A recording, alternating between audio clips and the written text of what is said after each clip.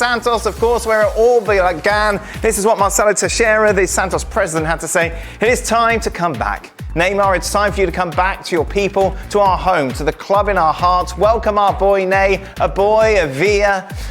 Come back to be happy again with the white and black shirt. The Santos nation awaits you with open arms. It's interesting, actually, because you speak to some Brazilians and he's certainly not welcome back with open arms, but that's another story. As we welcome in, Sid Lowe is with us.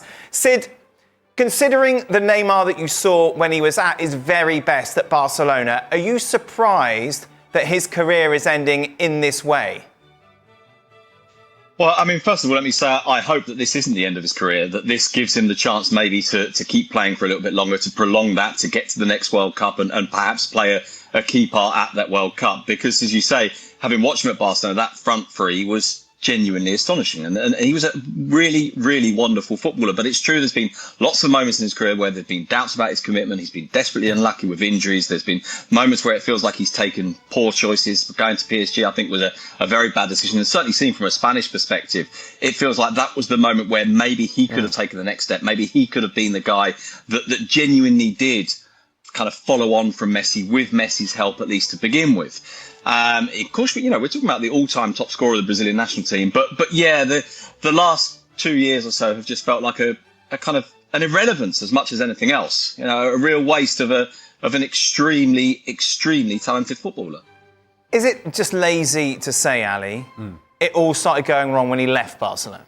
Well, that didn't help. It's not lazy. I think that didn't help. Now, the reasons as to why he leaves Barcelona, only Neymar knows. But we speculate and we talk about it, and we thought that the idea was to get out of the shadow of Lionel Messi and then take this leap in his career where now he was going to be the guy. And it never really did work out at PSG. There were moments that maybe you thought, oh, maybe here we go, here it comes. But there was no sustaining power in any of those moments. There was never staying power. There was never enough continuity or consistency in terms of the performances of those moments, big key moments for PSG, where he may have taken that jump. Let's not forget that when Neymar makes this decision to go to PSG, it was Messi and Ronaldo, then everybody else, and leading that group of everybody else was Neymar. He was the next guy to take that jump. That maybe was not going to get to the level of Ronaldo and Messi, but he was in that conversation among the top 5 players in the world. And his fall from that sort of ranking, if you will, from that sort of position to where he is now has been continuous. We have never seen Neymar actually continue the progression up. Everything has started to go downhill since then, and he hasn't been able to stop that momentum. While injuries play a part in that, I think the persona of Neymar has been hard to like, has been hard to get behind, has been hard to support. He has made it hard for himself and has made it hard for others. And so now he is just another guy that what could have been, what might have been, what should have been. His form suffered, the injuries started.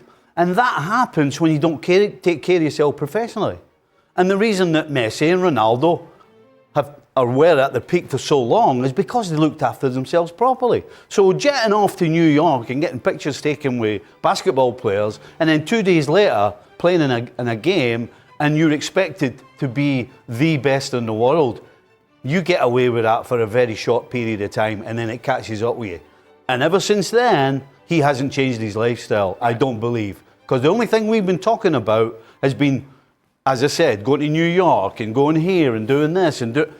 How many times since he went to PSG did we ever speak about how great he was on the field? Never. No, I think we did. No, we did. On occasion, you took them to the final. There were flashes there, but there wasn't the consistency that you would expect of someone of the talent of Neymar had. People look back on the victory against PSG, the amazing comeback when they scored 6 times, and Neymar really was the outstanding player that night, more than Messi.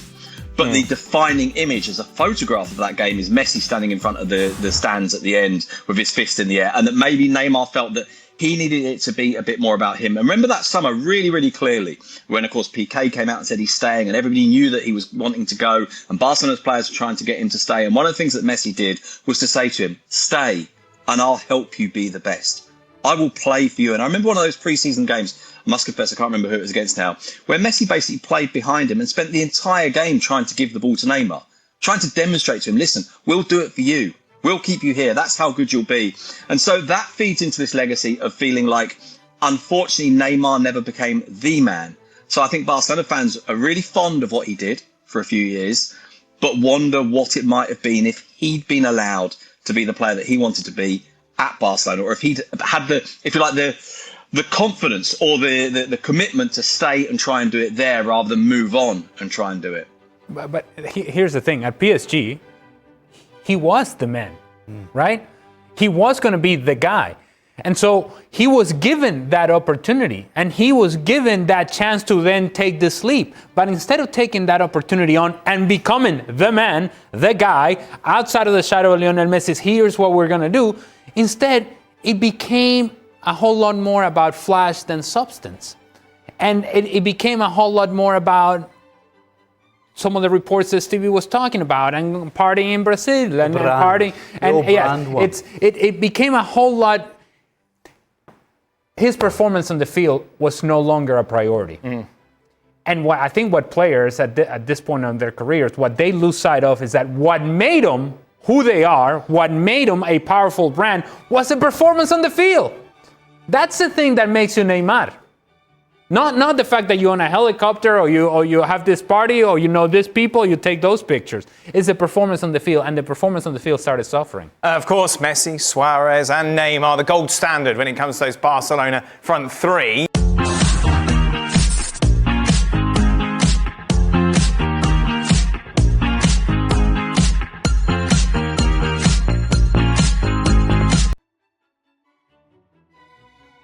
Right, as ever on a Wednesday, we're joined by South American football expert Tim Vickery. Tim, lovely to see you. Great to have you with us today. Let's start with Neymar then, because this has been confirmed now. It looks like moving back to his boyhood club, Santos, is going to happen very soon.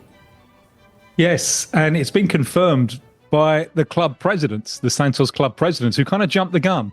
And he's getting a lot of stick for this. You know, this is amateur hour. You're announcing on your social media thing where you've only got 100,000 followers. But he just couldn't contain himself. He'd worked long and hard to bring this one about. So I think it's not 100% official, but it is. Neymar back to Santos. Well, 100,000 followers is enough, isn't it? How are they funding the deal then, Tim? Lots of sponsors involved with this one. There may be a Saudi participation as well, with perhaps Neymar taking some kind of ambassadorial role for the 2034 World Cup. But it's quite an easy sell with sponsors. And Santos is such a special club. It's a small city, less than 500,000, tiny by Brazilian standards. And yet this club, with Pelé overlooking the stadium from his mausoleum, this club was once the greatest in the world. And it did pretty well for a while, revealing lots of youth players, of whom the best was Neymar. So it's quite an easy sell for sponsors because he remains, even despite the rise of Vini Jr. in recent years, I think Neymar remains the biggest name in Brazilian football. Love the romance of it. I mean, how excited are the Santos fans to have him back? Very, although I think the move happening now is both a defeat and a victory. It's a defeat in terms of his stated objective was very much to play the Club World Cup for Al Hilal. And that was going to be like a big billboard announcing, I'm back, baby. And after then, he would be a free agent and he could pick and choose. Al Hilal didn't want him.